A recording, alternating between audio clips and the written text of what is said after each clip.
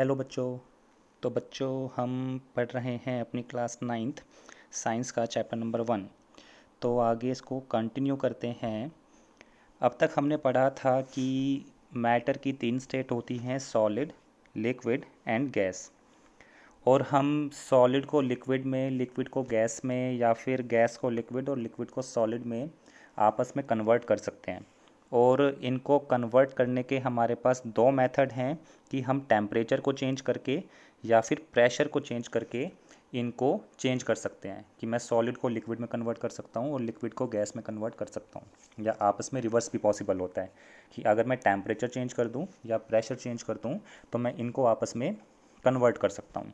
तो अब तक जो हमने पढ़ा है वो है टेम्परेचर को चेंज करके हम कैसे इनको आपस में कन्वर्ट करते हैं, है ना। तो कुछ टॉपिक जो हमने पढ़े थे इससे रिलेटेड कि टेम्परेचर को चेंज करके हम कैसे स्टेट्स को चेंज करते हैं मैटर की। तो वो टॉपिक थे melting, boiling, condensation, freezing, sublimation, है ना। तो मेल्टिंग में क्या पढ़ा था कि टेम्परेचर अगर मैं इंक्रीज़ करता हूँ तो सॉलिड लिक्विड में कन्वर्ट हो जाएगा। बॉइलिंग के अंदर क्या हो रहा है कि अगर मैं टेम्परेचर को फर्दर इंक्रीज़ करता हूँ तो जो लिक्विड है वो गैस में कन्वर्ट हो जाता है। कंडेंसेशन में क्या था, रिवर्स था कि जो गैस है वो लिक्विड में कन्वर्ट होती है अगर मैं टेम्परेचर कम कर देता हूँ। इनमें क्या हो रहा था, टेम्परेचर इंक्रीज़ हो रहा था इन दोनों केसेस में। यहाँ पे टेम्परेचर क्या कर रहा हूँ, कम कर रहा हूँ। फ्रीजिंग में क्या हो रहा है कि जो लिक्विड है वो सॉलिड में कन्वर्ट हो जाता है अगर मैं टेम्परेचर को कम करता हूँ। और सब्लिमेशन में क्या था कि सॉलिड डायरेक्टली कन्वर्ट हो जाता है गैस के अंदर, या फिर गैस डायरेक्टली कन्वर्ट हो जाती है सॉलिड के अंदर। तो ये सब हमने पढ़ा था कि हम स्टेट को चेंज कर सकते हैं टेम्परेचर को चेंज करके। आज हम पढ़ने वाले हैं कि हम प्रेशर को चेंज करके कैसे स्टेट्स को चेंज कर सकते हैं, कि हम कैसे सॉलिड, लिक्विड, गैस को आपस में कन्वर्ट कर सकते हैं प्रेशर को चेंज करके। तो एक चीज़ जो हम बार बार पढ़ते आ रहे हैं वो ये है कि सॉलिड, लिक्विड और गैस के बीच में जो पार्टिकल्स होते हैं, सॉलिड, लिक्विड, गैस में जो पार्टिकल्स होते हैं उनके बीच का जो स्पेस होता है वो अलग अलग होता है। कि सॉलिड में जहाँ पार्टिकल बहुत ज़्यादा पास होते हैं, लिक्विड में थोड़ा दूर होते हैं, और गैस में तो बहुत ज़्यादा दूर होते हैं। तो ये जो स्पेस है एक तरह से ये डिफ़ाइन करता है कि जो हमारा मैटर है वो सॉलिड में होगा, लिक्विड फॉर्म में होगा, या फिर गैसियस फॉर्म में होगा। और फिर हमने ये भी पढ़ा था कि फोर्स ऑफ अट्रैक्शन होता है कि अगर स्पेस कम है तो फोर्स ऑफ अट्रैक्शन ज़्यादा होगा, अगर स्पेस ज़्यादा है तो फोर्स ऑफ अट्रैक्शन कम होगा। तो बेसिकली आप ये कह सकते हैं कि स्पेस के ऊपर डिपेंड करता है, पार्टिकल्स के स्पेस के ऊपर डिपेंड करता है कि हमारे पास जो मैटर है वो सॉलिड फॉर्म में होगा, लिक्विड फॉर्म में होगा, या फिर गैसियस फॉर्म में होगा। तो टॉपिक पे आते हैं वापस, है ना। तो हम पढ़ रहे हैं affect of change of pressure, कि प्रेशर को चेंज करके मैं कैसे मतलब स्टेट्स को चेंज कर सकता हूँ। तो हमारी बुक में जो मेन फोकस किया गया है वो किया गया है कि कैसे प्रेशर को चेंज करके मैं गैस को लिक्विड में कन्वर्ट कर सकता हूँ, है ना। तो gases can be liquefied bye applying pressure and lowering temperature. तो लोअरिंग टेम्परेचर तो हमने पढ़ा ही था ना, कि अगर मैं टेम्परेचर कम करता हूँ तो जो गैस है वो लिक्विड फॉर्म में कन्वर्ट हो सकती है। लेकिन अगर मैं प्रेशर को भी अप्लाई कर दूँ, मतलब प्रेशर को अगर मैं इंक्रीज़ कर देता हूँ, अप्लाई प्रेशर का मतलब कि अगर मैं प्रेशर को बढ़ा देता हूँ, देखो आप प्रेशर को बढ़ा भी सकते हैं, कम भी कर सकते हैं, लेकिन फ़िलहाल इस केस में हमें क्या करना है, प्रेशर को इंक्रीज़ करना है। तो by increasing pressure and lowering temperature, temperature को कम करके और प्रेशर को इंक्रीज़ करके मैं गैस को लिक्विड फॉर्म में कन्वर्ट कर सकता हूँ। अब बात आती है सर कैसे प्रेशर इंक्रीज़ करके गैस लिक्विड में चेंज हो रही है। तो इसका एग्जांपल हमारे पास है कि ये हमारे पास एक सिलेंडर है, यहाँ पे लिखा भी हुआ है कि ये हमारे पास क्या हो गया, एक सिलेंडर हो गया। इस सिलेंडर के ऊपर एक पिस्टन बनाया हुआ है। अब इस पिस्टन के अंदर, मतलब इस स्पेस के अंदर क्या फिल की गई है, गैस फिल की गई है। और गैस के पार्टिकल आप सभी को पता है, उनका स्पेस जो होता है, उनके बीच का जो डिस्टेंस होता है पार्टिकल का, वो काफ़ी ज़्यादा होता है, दूर दूर होते हैं। तो जैसे जैसे मैं पिस्टन पे प्रेशर अप्लाई कर रहा हूँ, जैसे जैसे पिस्टन पे प्रेशर अप्लाई कर रहा हूँ तो पार्टिकल क्या हो रहे हैं, पास आते जा रहे हैं। और अगर प्रेशर अप्लाई करा तो पार्टिकल और ज़्यादा पास आ गए। तो जैसे जैसे उनके बीच का स्पेस कम हुआ उनकी स्टेट चेंज होती गई। वो जो गैस है वो फाइनली किस में कन्वर्ट हो जाएगी, लिक्विड फॉर्म में कन्वर्ट हो जाएगी। ठीक है। तो bye applying pressure particle of matter can be brought close together, और जैसे जैसे वो क्लोज आते जाएंगे, जो पार्टिकल जैसे जैसे क्लोज आते जाएंगे, तो गैसेस जो स्टेट है वो लिक्विड फॉर्म में कन्वर्ट हो जाएगी। बस ये सिंपल सा कंसेप्ट प्रेशर अप्लाई करने का ये होता है कि अगर मैं प्रेशर को बढ़ा देता हूँ तो जो पार्टिकल हैं वो पास आते जाएंगे, पास आने से क्या होता है, उनकी स्टेट चेंज हो जाती है। और अगर मैं प्रेशर को कम कर देता हूँ, मान लिया मैं प्रेशर को कम कर देता हूँ, तो उससे क्या होगा, जो पार्टिकल के बीच का गैप है वो क्या हो जाएगा, बढ़ जाएगा, और उनकी स्टेट जो लिक्विड फॉर्म है उससे किस में चेंज हो जाएगी, गैसेस फॉर्म में कन्वर्ट हो जाएगी। ठीक है। एक और एग्जांपल देख लेते हैं, सॉलिड कार्बन डाइऑक्साइड। अच्छा, हम लोगों ने क्या सुना हुआ है, कार्बन डाइऑक्साइड गैस है ना, एज ए पॉल्यूटेंट, कि एयर पॉल्यूशन करती है, हम किसी चीज़ को जलाते हैं तो उसमें से कार्बन डाइऑक्साइड गैस निकलती है ना। तो जब भी कार्बन डाइऑक्साइड का नाम आता है उसके साथ हम क्या यूज़ करते हैं, गैस, है ना, CO2 gas, carbon dioxide gas. लेकिन यहाँ पे क्या वर्ड मेंशन कर रखा है, सॉलिड। यहाँ पे क्या वर्ड मेंशन किया, सॉलिड। ठीक है, कि हम बात कर रहे हैं सॉलिड कार्बन डाइऑक्साइड की। अब बात आती है कि सर गैसेस फॉर्म में जब होती है तो वो सॉलिड में कैसे कन्वर्ट हो गई, सॉलिड में कैसे कन्वर्ट की गई, है ना। तो अगर मैं बहुत ज़्यादा प्रेशर अप्लाई कर देता हूँ, बहुत ज़्यादा प्रेशर अप्लाई करता हूँ, तो क्या होगा, बहुत ज़्यादा प्रेशर अप्लाई करने से जो गैस के पार्टिकल हैं वो पास आते जाएंगे, ठीक है, क्लोज आते जाएंगे, और वो इतने ज़्यादा क्लोज आ जाते हैं कि वो डायरेक्टली किस में कन्वर्ट हो जाते हैं, सॉलिड फॉर्म में कन्वर्ट हो जाते हैं। और यही लिखा भी हुआ है कि it is stored under high pressure, under high pressure, very high pressure. कि हाई प्रेशर में रखने का कारण क्या होता है, कि यही होता है कि अगर प्रेशर को आप बढ़ा रहे हैं तो जो पार्टिकल हैं वो क्लोज रहते हैं, और क्लोज रहने से वो गैस स्टेट की जगह किस में रहेंगे, सॉलिड फॉर्म में रहेंगे। और जैसे जैसे आप प्रेशर को डिक्रीज़ करते जाते हैं, जैसे जैसे आप प्रेशर को डिक्रीज़ करते जाते हैं, ठीक है, ये किस में कन्वर्ट हो जाते हैं, गैसियस फॉर्म में कन्वर्ट हो जाते हैं, without coming into liquid state. ठीक है, कि ये ऐसा नहीं है कि सॉलिड से लिक्विड में जाएंगे या लिक्विड से गैस में जाएंगे, नहीं। जैसे ही आप प्रेशर को कम करते हैं ये डायरेक्टली किस में कन्वर्ट हो जाएगा, गैस स्टेट में कन्वर्ट हो जाएगा। ठीक है। और इसी वजह से इसको, सॉलिड कार्बन डाइऑक्साइड को क्या बोला जाता है, ड्राई आइस बोला जाता है। क्योंकि जब बर्फ़ का, आइस की जब स्टेट चेंज होती है तो वो लिक्विड में कन्वर्ट होता है पहले, है ना, फिर गैस में कन्वर्ट होता है। लेकिन जो सॉलिड कार्बन डाइऑक्साइड है वो डायरेक्टली किस में कन्वर्ट हो जाती है, गैस में कन्वर्ट हो जाती है। इस वजह से इसको ड्राई आइस बोला जाता है। और ये हमारे पास हैं क्वेश्चन, इनको आप अपनी नोटबुक में नोट डाउन कर लीजिएगा। ठीक है। तो ये तो हमने किया ही हुआ है ना, कि 300 केल्विन को या 573 केल्विन को डिग्री सेल्सियस में कन्वर्ट करना है ना। वो सिंपल फॉर्मूला हमने पढ़ा था ना, कि temperature in Kelvin is equal to temperature in Celsius plus में 273, है ना। ये फॉर्मूला आपको याद होगा, तो ये तो आप आराम से कर ही लेंगे। और यहाँ पे क्या करना है कि डिग्री सेल्सियस में टेम्परेचर दिया हुआ है, इसको कन्वर्ट करना है किस में, केल्विन के अंदर कन्वर्ट करना है। सॉरी। अच्छा, ये लिखा हुआ है, what is the physical state of water at 250 degree Celsius. Water का जो बॉइलिंग पॉइंट होता है वो कितना होता है, 100 डिग्री सेल्सियस होता है।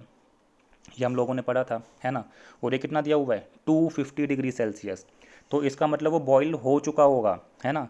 इसका मतलब 250 डिग्री सेल्सियस में वाटर का जो स्टेट होगा वो किस फॉर्म में होगा, स्टीम की फॉर्म में होगा, है ना, या फिर कह सकते हो गैस की फॉर्म में होगा। और 100 डिग्री सेल्सियस पे, देखो 100 डिग्री सेल्सियस पे क्या होता है कि जो वाटर है वो आपको लिक्विड फॉर्म और गैसेस फॉर्म दोनों में मिलेगा। 100 डिग्री सेल्सियस पे आपको वाटर लिक्विड और गैस दोनों फॉर्म में मिल सकता है। ठीक है, क्योंकि 100 डिग्री सेल्सियस क्या होता है, बॉइलिंग पॉइंट होता है। 100 डिग्री सेल्सियस बॉइलिंग पॉइंट होता है कि आप पानी को उबाल रहे हैं उस पर, है ना। तो जब आप पानी को उबाल रहे हैं तो पानी उबल भी रहा है और साथ साथ वो किस में कन्वर्ट हो रहा है, वेपर के अंदर भी कन्वर्ट हो रहा है। तो इसका मतलब ये हुआ कि बॉइलिंग पॉइंट पे आपको वाटर लिक्विड फॉर्म और गैसियस फॉर्म दोनों में मिलेगा, दोनों ही स्टेट के अंदर मिलेगा। ठीक है। अच्छा, थोड़ी कन्फ्यूजन यहाँ पे बच्चे ले लेते हैं, तो थोड़ा बहुत मैं इसको समझा देता हूँ कि सर आपने ऐसा क्यों बोला कि 250 डिग्री सेल्सियस पे तो क्या हो रहा है, लिक्विड फॉर्म में मतलब मिल गया, सॉरी स्टीम फॉर्म में, गैसेस फॉर्म में, और 100 डिग्री सेल्सियस पे ये आपको दोनों फॉर्म में मिल रहा है। हम लोगों ने पढ़ा था, एक लेटेंट हीट का कंसेप्ट पढ़ा था, है ना, कि मेल्टिंग पॉइंट और बॉइलिंग पॉइंट पे टेम्परेचर चेंज नहीं होता, है ना। कि मान लो -10 डिग्री सेल्सियस था, आपने हीट देना शुरू करा, फिर वो 0 डिग्री सेल्सियस पे आ गया, ठीक है, फिर वो 100 डिग्री सेल्सियस पे आ गया, उसके बाद उसका टेम्परेचर बढ़ता गया और वो 250 डिग्री सेल्सियस तक आ गया। ठीक है।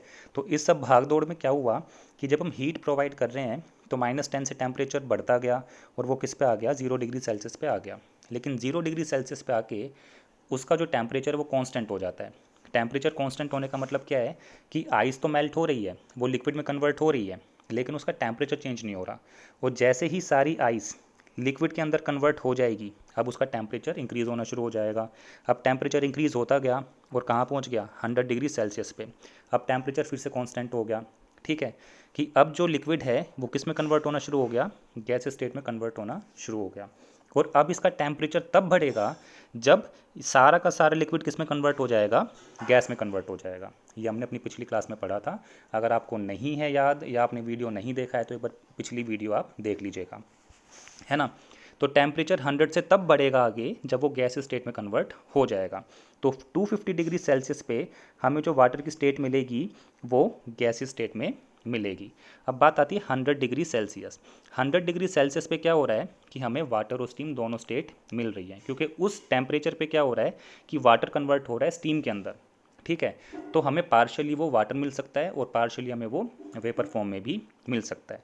बस सिंपल सा रीज़न इसका इतना ही है। अच्छा, अगला जो उसने क्वेश्चन दिया हुआ है, for any substance why does the temperature remain constant during the change of state.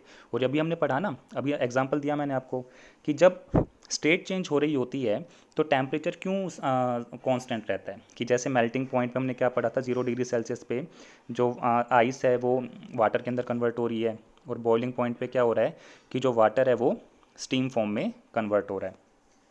तो ऐसा क्यों हो रहा है कि टेम्परेचर सेम रह रहा है ना, टेम्परेचर कांस्टेंट है। तो वो इसलिए हो रहा है कि जब टेम्परेचर इंक्रीज़ हो रहा है तो जो हीट एनर्जी उसको मिल रही है सब्सटेंस को, वो उसकी स्टेट को चेंज करने में काम आ रही है, उसके टेम्परेचर को चेंज नहीं कर रही। और यही कारण होता है कि जो लेटेंट हीट है उसको हिडन हीट भी बोला जाता है। ठीक है, लेटेंट हीट को हिडन हीट भी बोला जाता है। हिडन मतलब छिपा हुआ, है ना, कि वो टेम्परेचर को चेंज नहीं कर रही, वो किसको चेंज कर रही है, उसकी स्टेट को चेंज कर रही है, इसी वजह से उसको लेटेंट हीट बोला जाता है ना। अच्छा, अगला इसने क्या बोला हुआ है, suggest method to liquefy atmospheric gas. कि जो एटमॉस्फेयर में गैसेज हैं उसको लिक्विफाई करने के लिए, उसको लिक्विड फॉर्म में कन्वर्ट करने के लिए आप क्या मेथड सजेस्ट करेंगे। सिंपल, कि टेम्परेचर को क्या कर दो, कम कर दो, और प्रेशर को बढ़ा दो। अभी पढ़ा ना अपने पिछले टॉपिक में, छोटा सा टॉपिक था कि by applying pressure and lowering the temperature. Temperature कम करके और प्रेशर को हाई करके मैं एटमॉस्फेरिक गैसेस को लिक्विड फॉर्म में कन्वर्ट कर सकता हूँ। अच्छा, अगला टॉपिक हमारे पास है evaporation, the process of a liquid changing into vapour. ठीक है, even below its boiling point. कि लिक्विड का वेपर के अंदर कन्वर्ट होना, वो भी उसके बॉइलिंग पॉइंट से नीचे वाले टेम्परेचर पे, वो क्या कहलाता है, इवापोरेशन कहलाता है। Evaporation in liquid can take place even at room temperature. कि जो लिक्विड का इवापोरेशन प्रोसेस है वो रूम टेम्परेचर, मतलब कुछ कह सकते हैं 25, अगर आपको याद हो तो मैंने बताया था 27 से लेकर 30 डिग्री सेल्सियस तक हम मान के चलते हैं रूम टेम्परेचर, है ना। तो इतने टेम्परेचर पे भी जो लिक्विड है वो इवापोरेट हो सकता है, वेपर में कन्वर्ट हो सकता है। ठीक है, लेकिन इसमें सबसे ख़ास बात क्या है, जो सबसे ख़ास बात है वो ये है बिलो इट्स बॉइलिंग पॉइंट। ठीक है, कि हम उसको बॉयल नहीं कर रहे, हम उसको बिल्कुल भी बॉयल नहीं कर रहे। जो नॉर्मल टेम्परेचर आपका होगा, जिस आपके सराउंडिंग का जो नॉर्मल टेम्परेचर होगा उस पर भी क्या होता है, लिक्विड वेपर के अंदर कन्वर्ट हो जाता है। ठीक है, तो ऐसा क्यों होता है उसको भी देख लेते हैं। एग्जाम्पल देख लेते हैं पहले। ठीक है, कि आप जब कपड़े धोते हैं आप उसको धूप में डाल देते हैं, तो ऐसा तो नहीं है ना आप उसको मतलब उबाल रहे हैं या फिर बॉईल कर रहे हैं, नहीं ना। तो क्या होता है, वाटर वेपर में कन्वर्ट हो जाता है, गीले बाल सूख जाते हैं, है ना। गर्मियों में मतलब आप बैठे हुए हैं, आपके बाल सूख गए सारे के सारे। उसके बाद cooling down of hot T, कि आप चाय बना के लाए, धीरे धीरे वो ठंडी हो गई। उसके बाद evaporation of sweat from body, कि पसीना जो है वो अपने आप से सूखता चला जाता है ना। तो ये सारे एग्जांपल किसके हैं, इवापोरेशन के। कि ऐसा नहीं है कि पसीना सुखाने के लिए हम मतलब बोले कि मम्मी आप अपना तवा हटा लो हम उसके ऊपर बैठेंगे तवे के ऊपर, मतलब रोटी अभी नहीं बनानी, हमें अपने पसीने सुखाने हैं। ऐसा नहीं करते ना, कि पसीना अपने आप सूखता जाता है। उसी तरह से गरम गरम चाय आती है, वो धीरे धीरे अपने आप ठंडी होती चली जाती है। ठीक है, तो गीले बाल भी सूख जाते हैं। ठीक है, तो ये सब एग्जाम्पल किसके हो गए, इवापोरेशन के। कि जो गीलापन होता है, मतलब एक तरह से जो वाटर वेपर जो वाटर होता है वो धीरे धीरे किस में कन्वर्ट हो जाता है, वेपर के अंदर कन्वर्ट हो जाता है। तो ऐसा क्यों होता है उसको देख लेते हैं।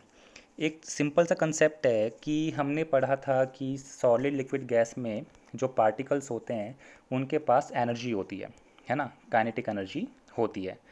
और सॉलिड में कम होती है, गैस में सबसे ज़्यादा होती है, लिक्विड में इनके बीच में कुछ होती है, लाई करती है।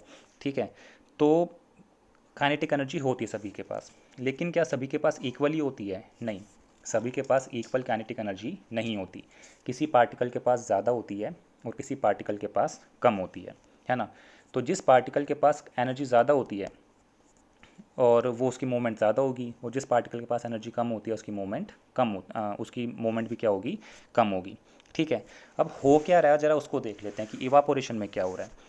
इवापोरेशन में ये हुआ कि हमने मान लिया कि ये हमारे पास एक बॉक्स है और इसके अंदर क्या है? लिक्विड लिक्विड सारे के सारे प्रेजेंट हैं, और उन लिक्विड के अंदर क्या होंगे? पार्टिकल होंगे। तो ये मैंने क्या बना दिए? कुछ पार्टिकल बना दिए। ये हमारे पास क्या है? लिक्विड के पार्टिकल हैं। अब इसके आसपास का जो एटमॉस्फेयर है, इसके पास एनर्जी है, हीट एनर्जी है ना। हमारा जो भी सराउंडिंग होता है उसमें कुछ ना कुछ तो हीट प्रेजेंट होती है ना। अब जैसे गर्मी हो रही है तो हीट प्रेजेंट है, आप बाहर निकलते हैं दोपहर के टाइम, आपको गर्मी लगती है ना। तो क्यों लगती है? क्योंकि हमारे सराउंडिंग में क्या है? बहुत ज़्यादा अमाउंट में हीट एनर्जी प्रेजेंट है। अब वो जो हीट एनर्जी है, क्या वो इसको गर्म करेगी? इस बॉक्स को गर्म करेगी? बिल्कुल करेगी। और अगर ये बॉक्स गर्म होगा तो इसका मतलब क्या हुआ? हीट एनर्जी इस बॉक्स के पास जा रही है। और अगर हीट एनर्जी इस बॉक्स के पास जा रही है तो क्या वो इन पार्टिकल के पास भी जाएगी? बिल्कुल जाएगी, है ना। वो इन पार्टिकल के पास भी जाएगी, हीट एनर्जी इन पार्टिकल को ट्रांसफ़र होगी। अब हो क्या रहा है कि जो सरफेस पे है, जो सरफेस के पास हैं पार्टिकल, उनको हीट एनर्जी ज़्यादा मिलेगी, और जो इस सरफेस से दूर है, मतलब बीच में कहीं प्रेजेंट है पार्टिकल, उनको कम मिलेगी। एक सीधी सी बात है, मान लो इस रूम के अंदर मैंने कुछ ये लोग यहाँ पे खड़े कर दिए, ठीक है, और यहाँ से मैंने हीटर ऑन कर दिया चारों तरफ से। तो सबसे ज़्यादा गर्मी किसको लगेगी? जो यहाँ पे इनके सरफेस पे खड़े होंगे, इस साइड में खड़े होंगे, और जो बीच में कहीं खड़ा होगा उसको गर्मी कम लगेगी, है ना। सिंपल सा कंसेप्ट है। तो यही होता है हमारे साथ इसके अंदर इवापोरेशन केस में, कि पहली बात तो पार्टिकल के पास एनर्जी इक्वली नहीं होती, है ना। पार्टिकल के पास एनर्जी इक्वली डिस्ट्रीब्यूट नहीं होती। उसके बाद जो सरफेस पे पार्टिकल होते हैं वो एटमॉस्फेयर से क्या ले लेते हैं? एनर्जी ले लेते हैं, है ना। और एटमॉस्फेयर से एनर्जी लेके वो अपनी स्टेट को चेंज कर लेते हैं, वो अपनी स्टेट को चेंज कर लेंगे। तो जो लिक्विड के पार्टिकल हैं वो किस में कन्वर्ट हो जाएंगे? गैस के अंदर कन्वर्ट हो जाएंगे। तो एक बार देख लेते हैं क्या लिखा है। In the case of liquid, a small fraction of particle at the surface having higher kinetic energy is able to break away from the force of attraction of other particle and get converted into vapor। तो यही चीज़ हम पढ़ रहे थे कि जो surface पे particle हैं वो अपने सराउंडिंग से एनर्जी ले लेते हैं, और जैसे ही एनर्जी लेते हैं उनकी काइनेटिक एनर्जी इंक्रीज़ हो जाती है, और लिक्विड के जो पार्टिकल हैं वो गैसियस स्टेट में या वेपर स्टेट में कन्वर्ट हो जाते हैं। तो यही कारण होता है इवापोरेशन का। अब बात आती है कि सर बॉइलिंग और इवापोरेशन में क्या डिफरेंस होता है। बॉइलिंग और इवापोरेशन में क्या डिफरेंस होता है कि बॉइलिंग में भी हमने यही पढ़ा था कि जो वाटर है वो किस में कन्वर्ट हो रहा है? वेपर में कन्वर्ट हो रहा है। और इवापोरेशन में भी यही पढ़ रहे हैं कि जो वाटर है वो किस में कन्वर्ट हो रहा है? वेपर में कन्वर्ट हो रहा है। तो जब दोनों ही वेपर में कन्वर्ट हो रहे हैं तो दोनों में डिफरेंस क्या हुआ? तो देखो, बॉइलिंग में क्या होता है कि वाटर वेपर में कन्वर्ट होता है, लेकिन एक तो हम वहाँ पर हीट एनर्जी प्रोवाइड कर रहे हैं, सप्लाई कर रहे हैं अपनी तरफ से, है ना। और दूसरी बात कि जो स्पीड है, स्पीड मतलब वाटर की वेपर में कन्वर्ट होने की जो स्पीड है वो मैक्सिमम होती है, ठीक है। तो ये मैक्सिमम स्पीड से क्या होता है? मैक्सिमम रेट से क्या होता है? अपनी स्टेट को चेंज करता है। लेकिन इवापोरेशन में ऐसा कुछ नहीं होता कि स्पीड बहुत ज़्यादा होती है, नहीं, ठीक है। इवापोरेशन में पहली बात, हम खुद से एनर्जी सप्लाई नहीं कर रहे, वो नॉर्मली अपने सराउंडिंग से एनर्जी लेता है, ठीक है। और दूसरी बात, वो धीरे धीरे कन्वर्ट होता है वेपर के अंदर, वो धीरे धीरे वेपर के अंदर कन्वर्ट होता है। जैसे मान लो आपने एक बर्तन के अंदर, मान लो बीकर, या आपने ये बीकर जो है, ठीक है, ये जो कंटेनर है, आपने क्या करा? अपनी घर की छत पे रख दिया, है ना। तो हो सकता है 2 दिन 4 दिन में ये सारा का सारा पानी किस में कन्वर्ट हो जाए? वेपर के अंदर कन्वर्ट हो जाए, सारा का सारा पानी सूख जाएगा। लेकिन क्या बॉइलिंग में 3-4 दिन लेगा? नहीं। अगर आपने इसको स्टोव पे रख दिया, मान लो इस बॉक्स को, मतलब कंटेनर को, बीकर को आपने उसमें रख दिया स्टोव के ऊपर, तो ये कुछ हार्डली मतलब आधा घंटा या 1 घंटे में क्या होगा? इसका सारा का सारा पानी सूख जाएगा। सूखने का मतलब क्या है कि ये सारा का सारा पानी किस में कन्वर्ट हो जाएगा? वेपर में। कि यहाँ तो लगे 2 से 3 दिन, और यहाँ क्या हो रहा है? कुछ मतलब 30 मिनट एक तरह से, है ना। तो इसका मतलब ये हुआ कि बॉइलिंग में जो होता है, जो स्पीड होती है वो ज़्यादा होती है वेपर में कन्वर्ट होने की, और इवापोरेशन में स्पीड कम होती है। बॉइलिंग में बॉइलिंग पॉइंट पे जाके, मतलब 100 डिग्री सेल्सियस पे जाके क्या हो रहा है कि जो वाटर है वो वेपर में कन्वर्ट हो रहा है। लेकिन इवापोरेशन में क्या हो रहा है कि वो 10 डिग्री, 20 डिग्री, 30 डिग्री, 40 डिग्री, किसी भी टेम्परेचर पे वो अपने आप को वेपर में कन्वर्ट कर सकता है। अब बात आती है कि कौन कौन से फैक्टर अफेक्ट करते हैं इवापोरेशन को। तो 4 फैक्टर अफेक्ट करते हैं, temperature, surface area, humidity and wind speed. तो इसको हम अगली क्लास में करेंगे। तो ये जितनी भी स्लाइड्स हैं आप इसको नोट डाउन कर लीजिएगा। वो जो क्वेश्चन हमने डिस्कस किए थे इसको भी अपनी कॉपी में लिख लीजिएगा। So thanks for watching, bye bye.